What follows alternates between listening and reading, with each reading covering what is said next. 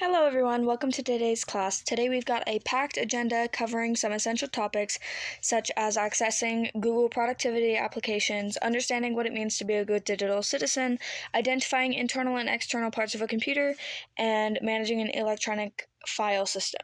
So let's dive in. First up, let's talk about some Google productivity applications.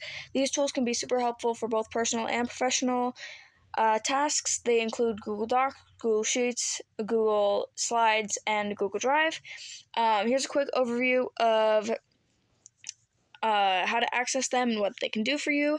When it comes to Google Docs, you can create and edit documents. Think of it as an online version of Microsoft Word.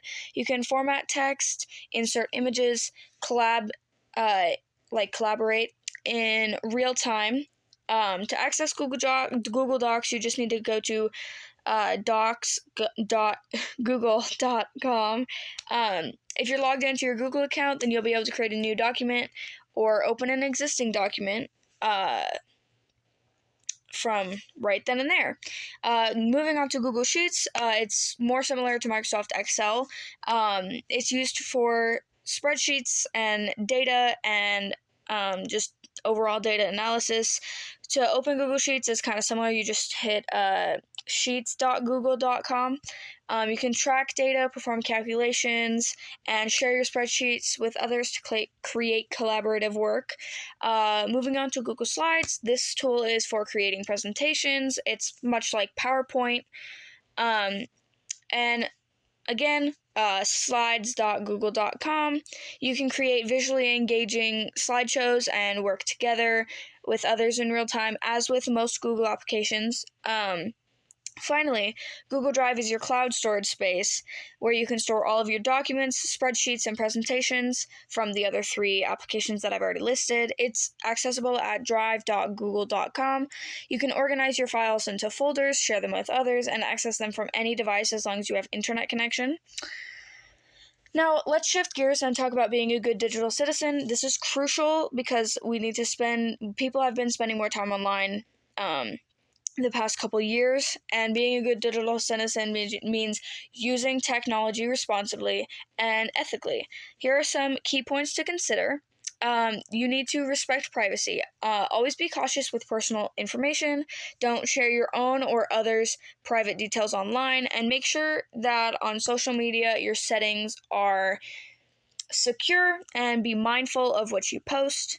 You also want to be respectful, communicate politely and respectfully online, avoid cyberbullying, trolling, or any behavior that could harm others.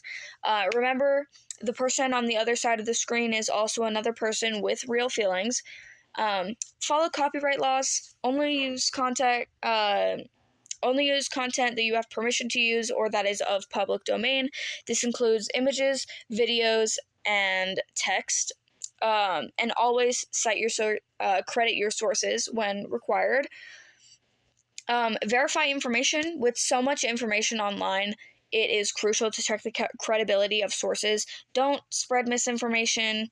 Use reliable sources. Make sure you're fact-checking before sharing news with people.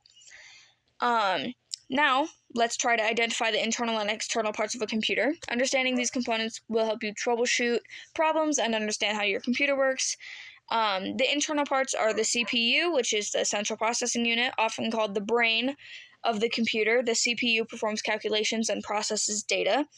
It is located inside the computer case and is usually covered by a heatsink or a fan. Next is your RAM, your random access memory. This is your computer's short-term memory, where it stores data and that is actively being used. More RAM generally means better performance. Then next is your motherboard. The motherboard is the main circuit board that connects all of the internal components. It allows them to communicate with each other in a way. And then finally, your hard drive or your SSD, your solid-state drive. This is your long-term memory storage. Hard drives used spinning disks, while SSDs are faster and use flash memory. Moving on to the external ports, your monitor is more the obvious one. This is your screen where your computer's output, what you can see. Monitors can vary in size and resolution depending on what you have. Next is the keyboard and mouse. These are your input devices. The keyboard lets you type, and the mouse helps you navigate and interact with your computer. Then you have a printer or scanner. These peripherals help you get physical copies of documents or digitize physical documents. And then finally, it's external drives like USB drives and external hard drives. Other storage devices such as that can be plugged into your computer for additional storage or to transfer files. Finally, let's talk about managing your electronic file system. Keeping your files organized can help you work more efficiently and reduces the risk of losing important documents. So organizing your files into folders and subfolders.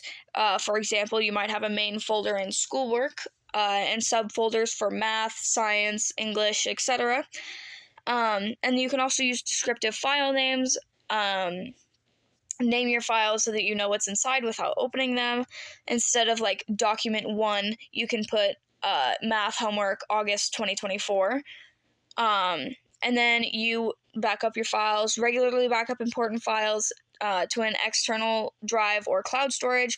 This way, you won't lose your work if something were to happen and you would somehow possibly lose it.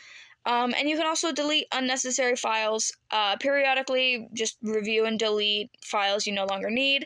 This can help free up space and keep your file system tidy.